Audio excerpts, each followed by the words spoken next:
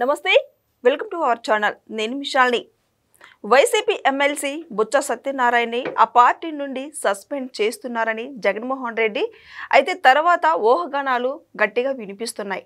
నిజంగా జగన్మోహన్ రెడ్డి ఆ పార్టీ నుండి బుచ్చ సత్యనారాయణ సస్పెండ్ చేస్తున్నారా అని క్వశ్చన్ మార్కులో ఉంది. అయితే దీని మీద పూర్తిగా విశ్లేషించడానికి మనతో పాటు స్టూడియోలో ఉన్నారు అనలిస్ట్ అశోక్ కుమార్ గారు ఉన్నారు. వారిని అడిగే విషయాలను తెలుసుకునే ప్రయత్నం చేద్దాం. నమస్కారం అశోక్ గారు. నమస్తే అండి. బుచ్చ సత్యనారాయణ పార్టీ నుండి సస్పెండ్ చేస్తున్నారని ఊహాగానాలు అయితే గట్టిగా వినిపిస్తున్నాయి. ఏమంటారు దీని మీద మీరు? నేనైతే ఒక 3 నెలలు టైం చెప్తాను. ఆ 3 నెలల్లోపు అదో ఇదో జరిగిపోతుంది. అదో ఇదో అనేది కాదు. కానీ బొత్స సత్యనారాయణ గారు ఏమనుకుంటున్నారు, ఎప్పటి నుంచో అయితే జనసేనలోకి పోవాలా లేదా రాజకీయాల నుంచి విరమించుకోవాలనేది ఒక పాయింట్. రెండో పాయింట్ ఏంటంటే, సరే ఏదేమైనా కూడా జేసీ దివాకర్ రెడ్డి లాంటి కుటుంబీకులే టీడీపీలో జాయిన్ అయినప్పుడు నేను ఎందుకు టీడీపీలో జాయిన్ అవ్వలేను అని చెప్పి ఇది ఒక రెండో థాట్లో ఉన్నారు. ఎందుకంటే మనం గతంలో చూసామనండి, దేవినేని అవినాష్ వాళ్ళ తండ్రి అయినటువంటి దేవినేని నెహ్రూ ఇటువంటి హార్డ్ కోర్ ఎవరైతే ఈ కాంగ్రెస్లో మెరిగినటువంటి వారు ఉన్నారో వాళ్ళు కూడా టీడీపీలో జాయిన్ అయినారు. సో అతను ఈ ఇరు పార్టీల్లో దేంట్లోకి వెళ్ళాలా అని చెప్పి ఆయన అయితే ఆలోచన చేస్తున్నారు. ఏది ఏమైనా కూడా నేను ఏమనుకుంటున్నానంటే, ఈ యొక్క జనసేన వారు టీడీపీ వారు ఖచ్చితంగా బొత్స సత్యనారాయణ గారు కానీ ఆ పార్టీలోకి వెళ్తామంటే ఆహ్వానిస్తారని నేను అనుకున్నాను. ఎందుకంటే గత 5 ఏళ్లలో మనం చూస్తే స్కామ్స్లో బొత్స సత్యనారాయణ లేకపోవడం అది అద్భుతం అనేది చెప్పాలి. బొత్స సత్యనారాయణ గారు చేసుకున్నటువంటి అదృష్టం ఏంటంటే, ఆయన జగన్మోహన్ రెడ్డి గారి యొక్క సామాజిక వర్గం కాకపోవడం. జగన్మోహన్ రెడ్డి గారు నా ఎస్సీలు, నా బీసీలు, నా ఎస్టీలు అని ప్రతి ఒక్కరితో అంటూ ఉంటాడు కదా, ఏ సభలో లేకపోయినా కూడా. ఇప్పుడు ఏం జరిగింది, స్వయంగా డబ్బులు సంపాదించుకునేదానికి ఒక అద్భుతమైన అవకాశం వచ్చినప్పుడు, అంటే వాళ్ళు ప్రభుత్వంలో ఉన్నప్పుడు ఈ యొక్క మధ్య స్కామ్లో ఎక్కడ చూసినా కూడా ధనుంజయ రెడ్డి అంట, కృష్ణమోహన్ రెడ్డి అంట, ఈ వైఎస్ అనిల్ రెడ్డి అంట, లేకుండా ఉంటాయి ఈ కేతిరెడ్డి వెంకటరామరెడ్డి ఏదైతే దళారిగా వ్యవహరించారో ఇట్లాంటి వాళ్ళందరూ రెడ్డి కులస్తులే. ఈవెన్ మిథున్ రెడ్డి గారు, లేకుండా ఉంటే చెవిరెడ్డి భాస్కర్ రెడ్డి, ప్రతి ఒక్కరు కూడా ఆయన సామాజిక వర్గం యొక్క వ్యక్తుల్ని అంతో ఇంత లబ్ధి చేకూరిస్తే వాళ్ళు సమాజంలో బాగా ఎదుగుదలగా ఉండి ఎకనామికల్గా స్టేబుల్గా స్ట్రెంగ్త్గా ఉండి మిగిలిన వాళ్ళు రూల్ చేస్తారని చెప్పి ఆయన థాట్ చూడండి. ఆ రేంజ్లో ఉండేది ఈ యొక్క జగన్మోహన్ రెడ్డి గారి యొక్క ఆలోచన. సో బొత్స సత్యనారాయణ గారు ఈ డబ్బులు తీసుకునేదానికి అనర్హుండే అని చెప్పి ఆయన ఎప్పటి నుంచో బాధలో ఉన్నాడు. కానీ ఆయన అదృష్టం ఏంటంటే వాళ్ళ పార్టీ ఓడిపోవడము, ఇమీడియట్గా ఈ యొక్క లిక్కర్ స్కామ్ పైన రాష్ట్రంలో ఈ యొక్క దాడులు జరగడము, అది ఆయన అదృష్టం. ఏది ఏమైనా కూడా ఆయన వైట్ కాలర్ మనిషికి ఈరోజు మెలుగుతూ ఉన్నాడు. ఇప్పుడు సరికొత్తగా మీరు చెప్తున్న దానికి ఒక వివాదం ఏంటంటే, జగన్మోహన్ రెడ్డి గారు బొత్స సత్యనారాయణని పార్టీ నుంచి సస్పెండ్ చేస్తారా అని చెప్పి ఈయన వెళ్ళాలని ఈయన అనుకుంటున్నాడు. ఇమీడియట్గా వెళ్ళినాడు అనుకో ప్రజల్లో సింపతి ఉండదు. ముఖ్యంగా ఉత్తరాంధ్రకు సంబంధించినటువంటి ఈ విజయనగరం జిల్లాలో ప్రజల్లో సింపతి ఉండదు. ఇమ్మీడియట్గా జగన్మోహన్ రెడ్డి గారు కన్నా ఈయన సస్పెండ్ చేసేస్తే మిగిలిన పార్టీలు తీసుకోవడానికి సిద్ధంగా ఉన్నాయి. ఈయన అందుకోసం వెయిట్ చేస్తున్నాడు జగన్మోహన్ రెడ్డి గారు ఎప్పుడెప్పుడు సస్పెండ్ చేస్తారా అని చెప్పి. ఇలా కాకుండా కాంగ్రెస్కే పిసిసి అధ్యక్షుడిగా చేసినటువంటి బొత్స సత్యనారాయణ గారు ఈవెన్ రాజశేఖర రెడ్డి గారి హయాంలో రాజశేఖర రెడ్డి గారు నెంబర్ 1 అయితే నెంబర్ 2, నెంబర్ 3 పొజిషన్స్లో బొత్స సత్యనారాయణ గారు ఆయన వాయిస్ అనర్గళంగా వినిపించేవాళ్ళు. ఆ రోజుల్లో కూడా మంత్రిత్వ శాఖని అరుదోహించినటువంటి వ్యక్తి బొత్స సత్యనారాయణ గారు. రేపో మాపో జగన్మోహన్ రెడ్డి గారు కన్నా జైలుకు వెళితే ఈ యొక్క పార్టీ పగ్గాలు ఎవరికి అందుతాయి అనేది పెద్ద క్వశ్చన్ మార్కు. ఇందులో భాగంగా అందరి ఆలోచనలు ఎట్టా సజ్జల రామకృష్ణారెడ్డి కదా అని అనుకుంటున్నారు. వైసీపీ వారికే కాన్ఫిడెన్స్ లేదు. సజ్జల రామకృష్ణ అనేది పార్టీ నుంచి సస్పెండ్ చేయండి రా స్వామి అని చెప్పి కార్యకర్తలు కోరుకుంటున్నారు. ఆయన దళారీ వ్యవస్థలో ఎవరైతే ఎమ్మెల్యేలు, మంత్రులు వాళ్ళు ఏమైనా సజ్జల రామకృష్ణారెడ్డితో ఉన్నట్టు కొద్దిపాటి చన్ను వల్ల సజ్జల రామకృష్ణారెడ్డి అయితే బాగుంది అనుకుంటారేమో. కానీ నిజమైన కార్యకర్తలు సజ్జల రామకృష్ణారెడ్డిని పార్టీని సస్పెండ్ చేసేయండి, పార్టీ కార్యక్రమాల్లో ఇన్వాల్వ్ చేద్దని అయితే కార్యకర్తలు కోరుకుంటున్నారు. ఈ క్రమంలో ఈవెన్ భారతిరెడ్డి గారు ఏమన్నా సరే వైసీపీ పగ్గాలు చేపడితే అప్పటికి కార్యకర్తలు సాటిస్ఫై అవుతారు. కానీ భారతిరెడ్డి గారు కూడా ఈ యొక్క మద్యం స్కామ్లో అల్టిమేట్ లబ్ధిదారుడు ఎవరంటే ఈ యొక్క జగన్మోహన్ రెడ్డి గారి తర్వాత భారతిరెడ్డి గారికి కూడా ఇన్వాల్వ్మెంట్ ఉందని చెప్పి మనకైతే ఊహాగానాలు వినిపిస్తున్నాయి. సో ఆవిడ కూడా జైలు కనబోతే అప్పటికైనా బొత్స సత్యనారాయణ గారికి పార్టీ యొక్క పగ్గాలు ఇస్తారంటే నో అనే చెప్పాలి. ఈయన ఎప్పుడు డిఫెన్స్లోనే ఉన్నాడు ఎవరు, జగన్మోహన్ రెడ్డి గారు. అందులో భాగంగానే షర్మిల గారిని పొమ్మం లేక పొగబెట్టి మరి బయటికి పంపించేశాడు. ఏ రోజైనా పార్టీ పగ్గాలు ఆవిడకైనా చేపడితే అందరూ కార్యకర్తలు అందరూ ఆవిడ దగ్గరికి వెళ్తారు, ఆవిడ ఒక పవర్ సెంటర్గా మారుతుందని చెప్పి.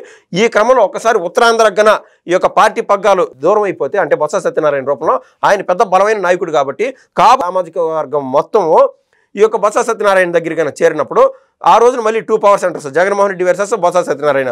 ఈ క్లాష్ ఎప్పటికైనా ఉంటుందని చెప్పి జగన్మోహన్ రెడ్డి గారు ఎప్పుడో ఊహించారు. నేను ఇదివరకు కూడా చాలాసార్లు చెప్పిన, జగన్మోహన్ రెడ్డి గారు ఎప్పుడు డిఫెన్స్లో ఉంటాడు. ఆ లాజిక్ ఏంటంటే, గతంలో రేవంత్ రెడ్డి గారు సీఎం అయినటువంటి సందర్భంగా ఆయన అంతకుముందు ఎంపీ కాబట్టి దేశంలో ఉన్నటువంటి అనేక మంది ఎంపీలతో ఆయనకు సుపరిచితంగా పరిచయాలు ఉన్నాయి.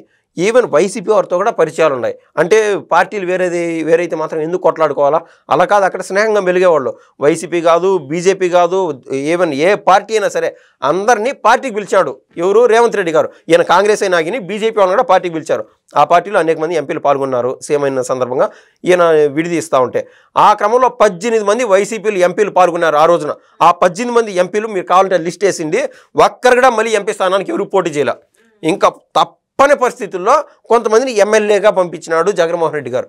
దాన్ని బట్టి అర్థం చేసుకోవచ్చు ఎంత ఈగో ఉంటుందో జగన్మోహన్ రెడ్డి గారికి. కాబట్టి ఇక్కడ వాస్తవంగా జరిగింది ఏంది? ఇక్కడ ప్రైమరీ క్లాష్ ఇక్కడ బొత్స సత్యనారాయణ గారు అసెంబ్లీ అదేవిధంగా శాసనమండలి కేంద్రంగా శాసనమండలిలో బలమైన వాయిస్ వినిపిస్తూ వస్తున్నాడు. అలా వాయిస్ వినిపించడం జగన్మోహన్ రెడ్డి గారికి ఇష్టం లే. ఆయన పరిస్థితి చూడండి, రెంటికి చెడ్డని రేవడిలాగా తయారైపోయింది. ఈయన వాయిస్ కన్నా బాగా వినిపిస్తే ప్రజల్లో బొత్స సత్యనారాయణ హీరో అవుతున్నాడు. అసెంబ్లీలో అంటే నిజంగా అధ్యక్ష అనే పదం మనం వింటూ ఉంటాం కదా, ఏది ఈనాడులోనూ ఆంధ్రజ్యోతిలోనూ సాక్షిలో అన్నింటిలోనూ రాస్తారు. ఒక్కసారైనా అధ్యక్ష అని అనాలనిపిస్తుంది మాకు అనేది. అంటే అంత విలువ. ఒక్క 2 నిమిషాలు మాట్లాడిన చాలు అసెంబ్లీలో. అలాంటి కోరిక లక్షలాది మందికి ఉంటుంది. సో అటువంటి శాసనమండలి కేంద్రంగా ఇతను బొత్స సత్యనారాయణ గారు ఈరోజు హీరోయిక్ ఇన్నింగ్స్ అంటారు దాన్ని. ఆ రేంజ్లో నారా లోకేష్ గారు వాగ్దాటిగా మాట్లాడుతూ ఉంటే ఆయనకు అంతో ఇంతో సార్ దీనికి ఏం చెప్తారు క్వశ్చన్, దీనికి సమాధానం చెప్పండి అంటే వాడి వేడి చర్చ నడుస్తుంది. ఆ మాత్రం ధైర్యం జగన్మోహన్ రెడ్డి గారికి లేకపోయింది, అది వేరే విషయం. ప్రతి ఒక్కరూ ఆటోమేటిక్గా బొత్స సత్యనారాయణ వచ్చినాడు కదా, జగన్మోహన్ రెడ్డి గారు పులివెందుల పులి అంటారు. ఆయన ఎందుకు రాలేదనేది ఖచ్చితంగా క్వశ్చన్ మార్క్ వేసుకుంటారు, కంపారిజన్ చేస్తారు. సో బొత్స సత్యనారాయణ గారు బాగా మాట్లాడడం ఆయనకి ఇష్టం లేదు.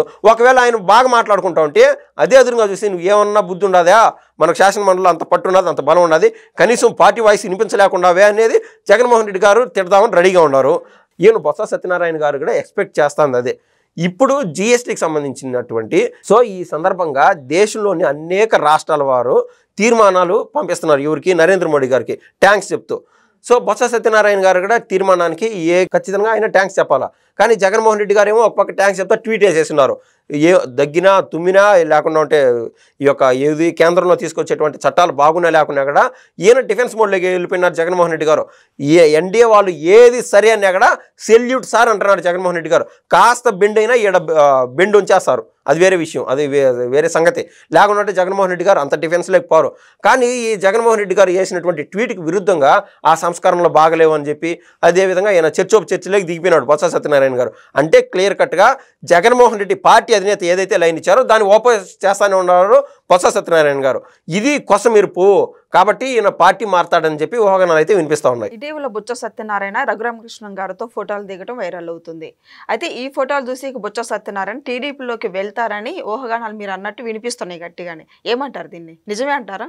నేనైతే ఖచ్చితంగా అది నిజమే అనుకుంటున్నాను. ముందు ఆయనకు ఉన్నటువంటి ప్రైమరీ ఆప్షన్ జనసేన, రెండోది ఇంకా సుదీర్ఘంగా ఎప్పటి నుంచో ఉన్నటువంటి పార్టీ కాబట్టి ఒకవేళ టీడీపీ పైన కూడా ప్రిఫర్ చేస్తారు. మరీ ముఖ్యంగా రఘురామకృష్ణరాజు గారు అక్కడ ఎంపీగా ఉన్నప్పుడు దేశం లేకల్లా పెద్ద పెద్ద వాళ్ళతో అద్భుతమైన పరిచయాలు ఉన్నాయి. నరేంద్ర మోడీ గారు మొదలు, అమిత్ షా గారు మొదలు ప్రతి ఒక్కరితో అద్భుతమైన పరిచయాలు ఉన్నాయి. ఈయన అనుకుంటే పైన ఒప్పించి లేకుండా ఉంటే ఈయన బాబు గారితో మాట్లాడి బొత్స సత్యనారాయణ గారు మన పార్టీలోకి వస్తే బాగుంటుందని చెప్పి ఈయన డీల్ చేయగలుగుతారు. అందుకు ఇప్పుడు ప్రస్తుతం ఆయన డిప్యూటీ స్పీకర్గా ఉన్నందున ఈయన పంచం చేరుతున్నారు బొత్స సత్యనారాయణ గారు.